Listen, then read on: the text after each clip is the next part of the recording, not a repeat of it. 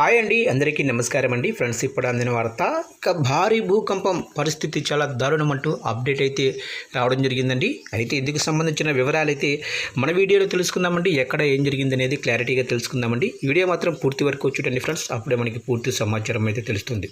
ఇక లేట్ చేయకుండా టాపిక్లోకి వెళ్ళిపోదాము. ఇక ఇండోనేషియా తూర్పు ప్రాంతంలో శనివారం అర్ధరాత్రి దాటిన తర్వాత సంభవించిన భారీ భూకంపం స్థానిక ప్రజలను భయోందోళనకు గురిచేసింది. రిక్టర్ స్కేలుపై దీని తీవ్రత 6.5గా నమోదైందని భూగర్భ పరిశోధనా సంస్థ వెల్లడించింది. ఈ భూకంపం ఇండోనేషియాలోని టోబేలో ప్రాంతంలో ప్రారంభమై అనేక కిలోమీటర్ల మేర ప్రభావం చూపింది. తొలుత దీని తీవ్రత 6.7గా ఉన్నట్లు భావించినప్పటికీ తుది గుణాంకాల ప్రకారం 6.5గా నిర్ధారించారు.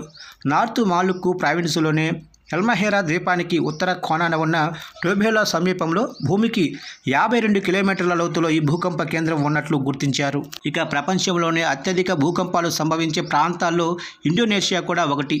దీనికి ప్రధాన కారణం ఈ దేశం రింగ్ ఆఫ్ ఫైర్ జోన్లో ఉండటమే. ఈ ప్రాంతంలో భూమి అడుగున ఉండే టెక్టోనిక్ ప్లేట్లు నిరంతరం ఒకదానికొకటి ఢీకొంటూ ఉంటాయి.